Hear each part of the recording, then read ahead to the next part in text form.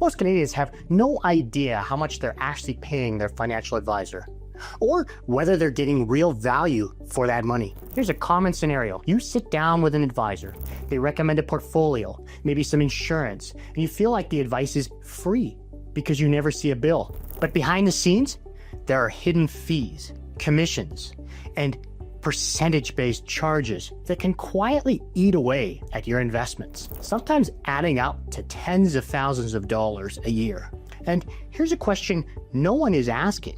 If you're paying all that, are you actually getting the value you deserve? Hi, I'm Darcy Bell, a certified financial planner professional with IG Wealth Management. I help Canadians grow, protect, and optimize their wealth, especially during retirement. If you want clear, strategy-driven advice to make the most of your money, hit like and subscribe. And if you'd like to see what transparent planning could look like for your situation, you can book a time with me using the link in the description below. Today, I'm going to pull back the curtain and show you exactly how financial advisors get paid, what those costs really mean for your portfolio, and most importantly, how to decide if your advisor is actually providing the value you deserve. Because here's the bottom line. Paying fees isn't the problem. The problem is paying fees without getting meaningful, strategy-driven advice in return. By the end of this video, you'll know what to look for, the right questions to ask, and how to make sure your financial plan is working for you, not just for your advisor. So let's get started. Part 1. How advisors get paid, the 3 most common models in Canada. Let's start by breaking down how financial advisors in Canada typically earn their income. There are 3 main models, and each one impacts the kind of advice you get, the fees you pay, and even your long-term financial results. First, commission-based advisors. These advisors are paid when they sell you financial product. It could be a mutual fund, a segregated fund, a GIC, or an insurance policy. For example, imagine you invest $100,000 in a mutual fund with a 5% front-end load. Right away, $5,000 comes off the top and goes to the advisor and the firm. Or they might earn a trailing commission of 1% per year, quietly deducting from the fund's management fee. Here's the challenge. With this model, there's a built-in incentive to recommend products that pay the highest commissions, even if there are better, lower-cost options for you. It doesn't mean all commission-based advisors are bad, but it does mean you need to ask more questions about why a particular product is being recommended. Second, fee-based advisors. This is probably the most common model for Canadians with larger portfolios. These advisors charge a percentage of the assets they manage for you, called an Assets Under Management or AUM fee. For example, if your portfolio is $500,000 and your advisor charges 1% annually, that's $5,000 every year in fees. If your investments grow to $1 million, the fee doubles to $10,000. The advantage here is that the advisor's incentives are more aligned with yours. They succeed when your portfolio grows. But here's the key question. What are you actually getting for that fee? Some fee-based advisors provide robust financial planning, tax strategies, and regular reviews. Others simply manage your investments and send you a quarterly statement. The services you receive can vary wildly, even if the fee percentage is the same. Third, fee-only or flat fee advisors. This model is still relatively rare in Canada, but is becoming more popular. A fee-only advisor doesn't sell products or earn commissions. Instead, they charge a flat annual fee or an hourly rate or a one-time fee for a financial plan. For example, you might pay $3,000 to $5,000 for a comprehensive financial plan. This eliminates most conflicts of interest because they aren't incentivized to push specific investments. The trade-off? You're often on your own to implement their recommendations, or you may have to pay extra if you want ongoing support. Part 2, are they worth it? the critical question. This is where the conversation gets real. Let's say you're paying $10,000 per year in advisory fees. Over 20 years, that's $200,000, not even counting the impact of compounding. So how do you know if you're getting value? Here's how I frame it for clients. Is your advisor creating a tax strategy that saves you more than their annual fees? Are they proactively managing risk to help you avoid panic selling during market downturns? Are they helping you avoid costly mistakes like triggering OAS clawbacks or paying unnecessary probate fees?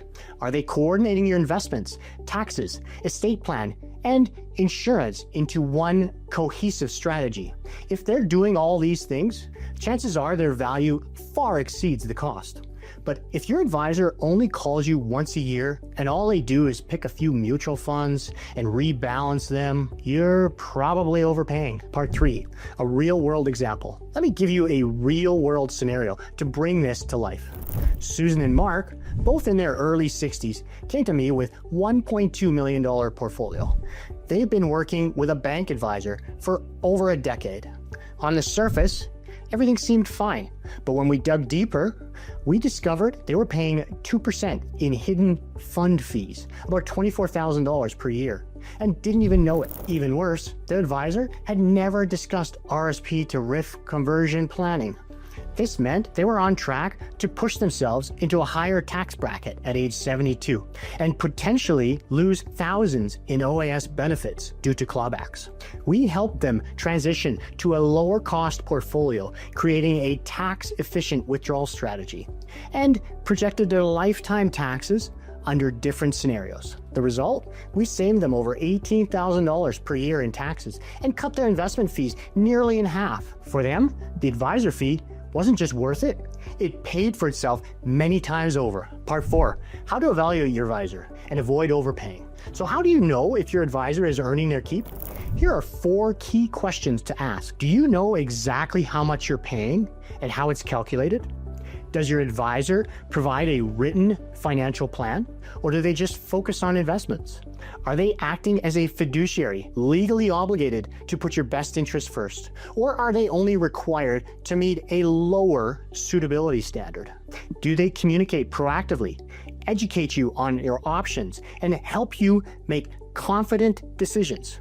If you can't answer these questions confidently, it's time for a conversation. And don't be afraid to ask your advisor directly. How are you compensated? And how does that influence the advice you give me? You deserve to know. Part 5, what you should do next. Taking control of your advisor relationship. Now that you understand how advisors get paid and what to look for, the next step is taking control of the relationship. Here's how to get started. Step 1, get clear on fees. Ask your advisor to break down exactly what you're paying.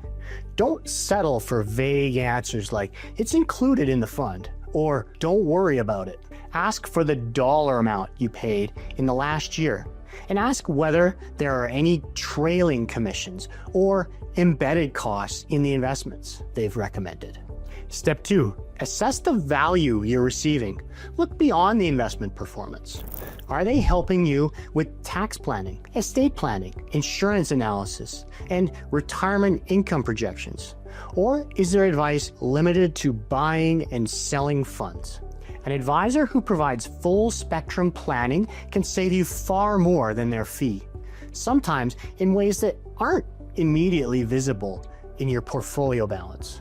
Step 3, don't be afraid to compare.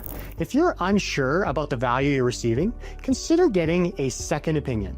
Many Canadians stick with the same advisor for decades out of loyalty, but loyalty shouldn't cost you your financial security.